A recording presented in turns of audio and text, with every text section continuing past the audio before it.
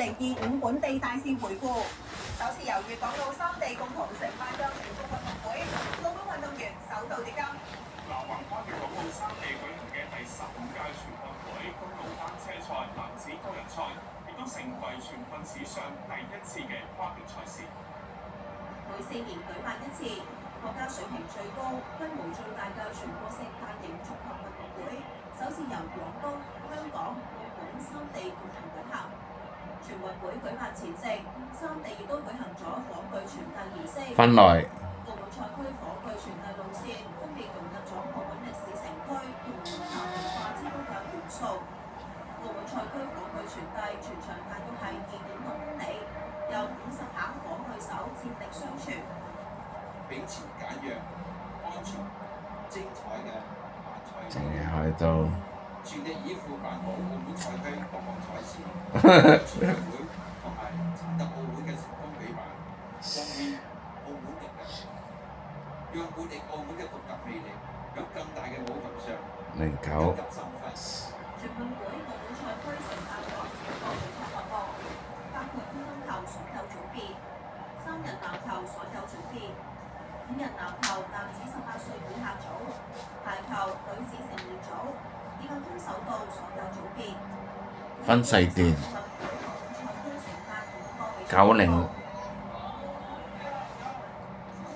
員出戰全運會23個競賽項目。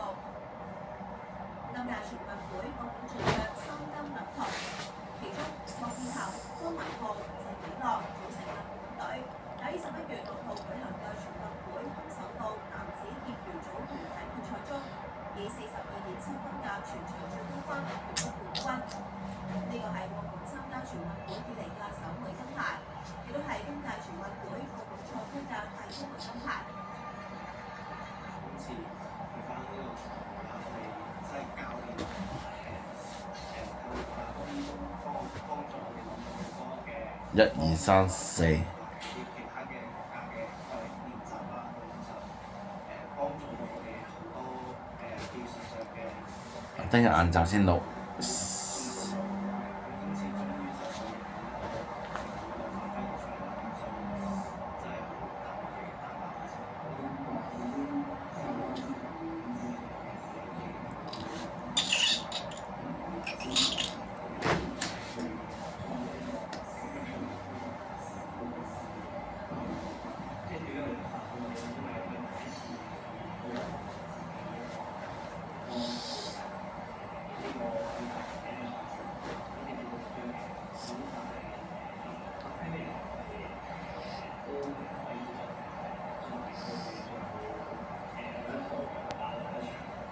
表現好好，好有朝氣，亦都體現我哋澳門嘅嗰個精神，所以咧好開心。第15屆全運會公路單車賽男子個人賽喺11月8號舉行，賽事橫跨粵港澳三地，賽道全程總長係231.8公里，係全運會史上賽道最長嘅公路單車賽事，亦都係全運會歷史上第一次跨境賽事。全國第12屆殘疾人運動會暨第9屆特殊奧林匹克運動會，亦都喺全運會結束之後2個星期，即係12月8號展開。但除咗全運會之外，年度盛事之一第72屆澳門格蘭披治大賽車喺11月13至到16號舉行。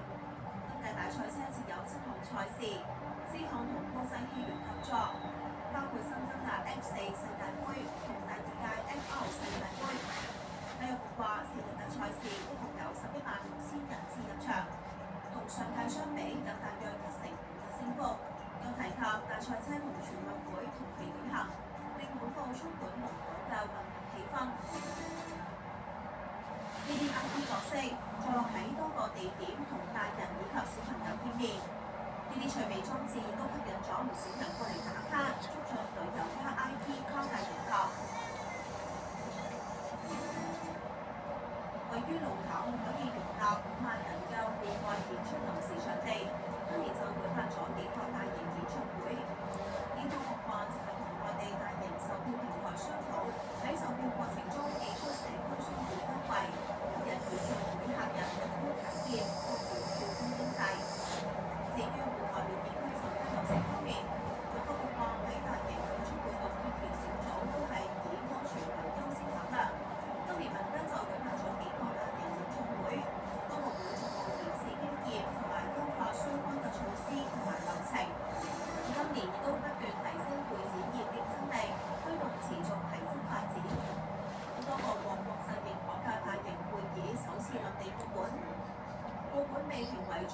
亞洲會議目的地同最佳會議商務城市。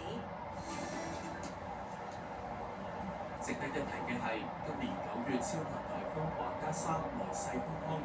威力直逼多年嘅天鴿同山竹，全城嚴陣以待。特區政府提前啟動防災機制，統籌各項工作部署，同社團同全澳市民共同防範應對，共後迅速恢復正常工作生活秩序。超強颱風華加莎為本澳帶嚟顯著嘅影響，並創下多項嘅氣象紀錄，包括打破咗氣象局自1968年有紀錄以嚟首次喺同一年內兩度發出又10號風球，以及生效時間最長嘅10號風球達到10個半鐘。回顧10號風球生效期間，本澳各區錄得最大10分鐘平均風速達到12級，最高陣風更加達到14級。此外，熱帶氣旋信號生效期間，整體達到8號風球風力或以上嘅時間段長達15個鐘。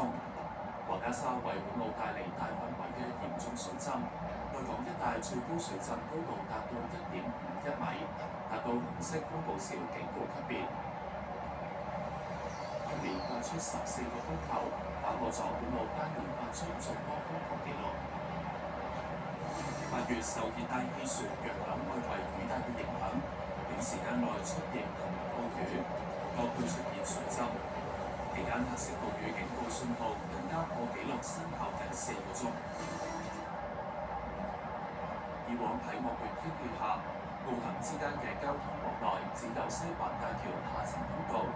隨住澳門大橋嘅開通，政府經過測試，新增8號風球下，輕型客車可以通行澳門大橋。今年2月，台中星光三月室內裝修施工期間發生氣爆，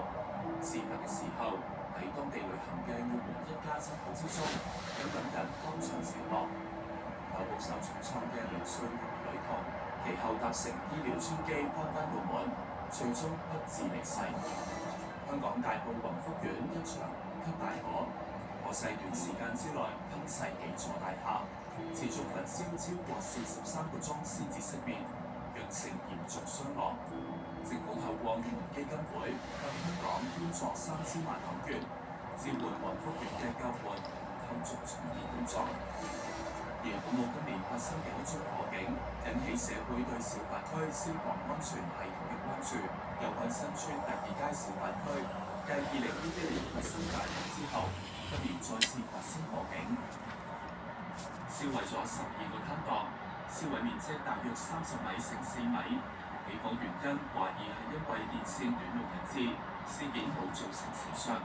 市政署其後加大小瀝區嘅防火力度，一起派員檢查小瀝區攤檔嘅電力設備，亦都聯同相關部門、電力公司加強巡查同舉辦講座，提升攤販嘅防火意識。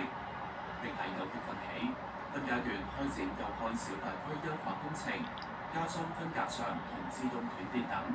以確保用電安全同降低環境隱患。安全性應該更新咗係好嘅，我哋去開會都睇過個值都係唔錯嘅。